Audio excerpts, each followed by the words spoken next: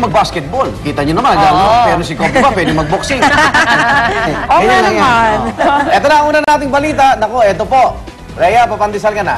Ay! Nagbanta na nga po mga panadero na posibleng tumaas muli ang presyo ng paborito nating pandesal at tasty bread sa pagpasok ng buwan ng Marso. Itong Enero lang tumasa ng piso ang presyo ng regular loaf bread, 50 centimos sa kada 10 piraso ng pandesal at 2 piso naman sa Pinoy Tasty. Ayon kay Antonio Limpit, presidente ng Filipino-Chinese Bakers, ang patuloy na pagtaas ng presyo ng tinapay ay dahil sa nagmamahal na halaga naman ng harina. Inaasang tataas ang presyo nito bunso ng matinding baha na naranasan ng Australia na isa sa pinakamalaking supplier ng trigo na siyang pinanggagalingan siyempre ng harina. Inabisuan na po siya, inabisuan na sila ukol dito ng flour millers at patuloy namang kinukunan ng GMA News ang reaksyon ng Department of Trade and Industry. Wala magagawa ang DTI. Ang batay lang nila yung hindi abusuhin.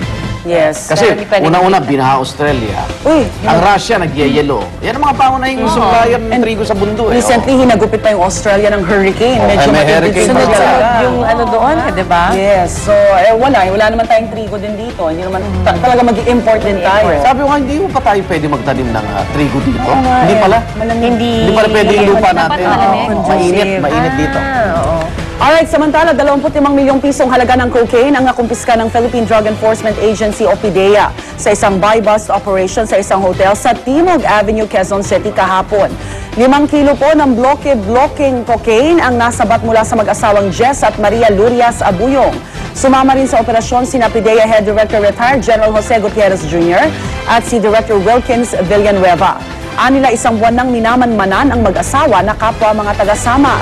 Ang lalaki isang customs police habang ang kanyang misis ay dating kumandidato sa pagka-vice mayor. Tipid ang sagot ni Jess Abuyong nang kunan siya ng reaksyon hinggil sa pagkakadakip sa kanya, pero ang kanyang asawa papalit-palit po ng pahayag ukol sa pag-ako sa krimen. Isang alias Gary ang hinahanap naman ngayon ng otoridad na itinuturong kasabwat ng mga suspect.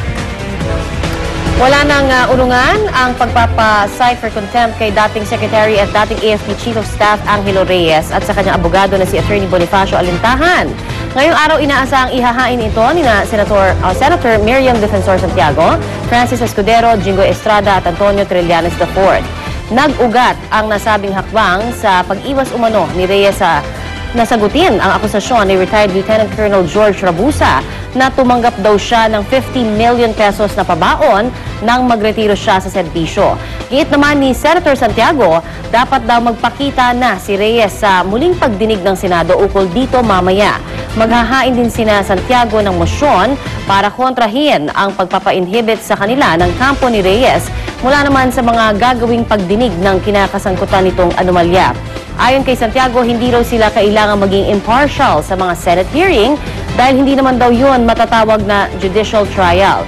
Nang kuna naman ang reaksyon, sinabi ni Attorney Alintahan na nagulat ito sa hakbang ng 4 na senador.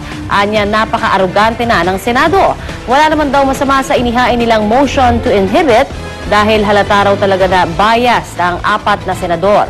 Kung itutuloy ang pag-cite for contempt kay Reyes, posible silang maghain ng motion for reconsideration o di kaya ay idulog ito sa Korte Suprema. Parang nasanay yata si Secretary Reyes sa Executive Order 464. Napanahon ni Pangulong Gloria, hindi sila pinapaharap sa Senado.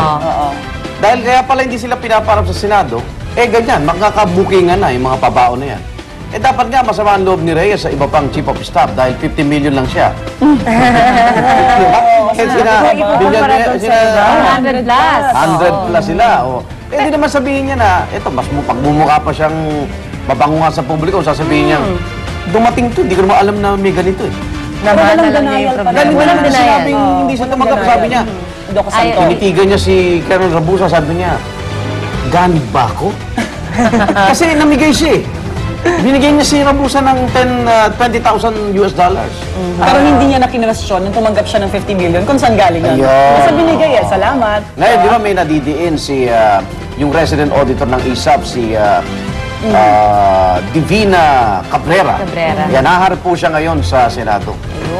At ayaw lang siya pagsalitain pa ng kanyang mga amo, pero sa initial na pakipag-usap po sa kanya, paniliwanag niya sa akin. Meron palang PS o personal savings, saka MOE. ang budget. Yung MOE, yun lang daw ang nag-check nila. Tsaka walang pre-auditing pala ngayon. Walang darating sa'yo, resibo na. Siyempre, pipirmahan na nga naman niya. Ngayon, yung sinasabing humingi siya ng 1% na 2%, nasabi niya taasan, no? 2% na lang, komisyon, sa Senado na raw niya ipapaliwanag. Kasi, yun nga, kaya nga mga resident auditor ngayon ng iba't ibang departamento ng gobyerno, binago na yata ang pangalan, no? Commission ba o audit? Yan. Pero sana magsalita na rin yung mga previous chiefs of staff, di ba? Para hindi lang, kasi parang sabi na ganito nakuha nila, hindi pa naman sila, hindi lahat nagde-deny, hindi pa lahat nagsasalita, di ba? So siguro kung sila rin mismo ang magkusa ng humarap, baka magkalinawagan ng konti. Tradisyon pala eh. Ay, ang problema, madaling mag-deny, diba? Oo nga. Hindi ako tumanggap. Lifestyle check na yan ng BIR. Ang sama-sama nga ng loob talaga, di ba? Ito si Heidi, dahil mismong COA, hindi siya sinuportahan dun sa kanya mga Sabi nga niya, di ba? COA ako, di ba? Auditor ako, di ba? You stand by. Sabi naman ng COA, paano ka susuportahan? Wala ka naman sinabit na report. Wala siya sinabit na report. Kaya yung kanyang kwento, kita mo sa House at Senate, di ba? Senate ayaw na yung magkwento. Kasi sa House, nung nagkwento na siya, hinihingan siya dokumento. Wala siyang maipakita, nasa ano na raw, ombudsman. Eto naman po, maiba ng konti, balitang sports po tayo. Posibleng mag-uwi na naman po ng dating parangal para sa Pilipinas si 8th Division World Boxing Champion Manny Pacquiao.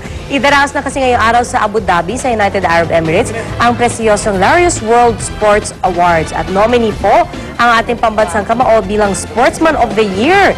Kikilalanin po sa Laureus World Sports Awards ang mahusay na personalidad sa sports noong taong 2010 at kabilang sa mga kalaban ni Pacquiao ay si NBA superstar Kobe Bryant. At pinipili po ng mga veteranong sports editors, writers at broadcasters mula sa 150 bansa at ang mga miyembro ng Laureus World Sports Academy ang tatanghaling Sportsman of the Year. Wow! Wala At naman kaya kayo question. Ilang taon na si Manny lang yata nagbo-boxing. Yes. Siya lang nagpapasok ng pera sa Boxing talaga. WBC, WBO. Ay, halos lahat nga yata yung bankrupt na yata. Tsaka hindi nawawala yung ingay ng pangalan niya dahil ito papalapit na namang laban, di ba? At 8 belts na, ha? 8 belts. So, Kaya hopefully, masungkit uli. Kaya nga siya nagpa-practice Talagang kailangan masod niya pala yung 8 belts. Mabigay sa... Okay, sa balita na kaambang pagtataas ng presyo ng tinapay sa Marso, abay, ano naman kaya ang reaksyon ng mga panadero? At syempre, ang kanilang mga suki na maaga pong kinamusta ni Susan Enriquez mula po sa isang bakery, Santa Ana, Maynila. Susan, papandisal ka naman.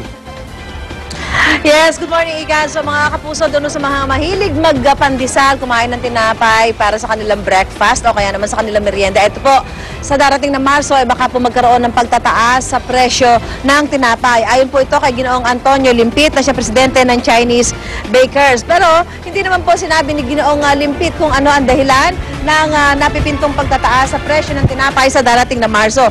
Pero sa ngayon po ay may mga nagtaas sa presyo ng mga ingredients o yung mga sangkap na ginagamit sa paggawa ng tinapay. Gaya po ng asukal na ang kada sako ay nagkakahalaga po dati ng 3,200 per sack. Pero ngayon po ay umaabot na ito sa 3,300. Samantala ang harina na dating 810, umaabot na po ito ngayon sa 850. At ang mantika naman, yung kada balde mula po sa dating 1,200, abay malaki ho yung itinaas nito, ay umaabot na po ngayon sa 2,000. Ha? Hindi pa ho alam ng mga mamimili na meron pong nakatakdang pagtataas sa presyo ng tinapay sa darating na Marso. Ilang araw na lamang po yan at Marso na.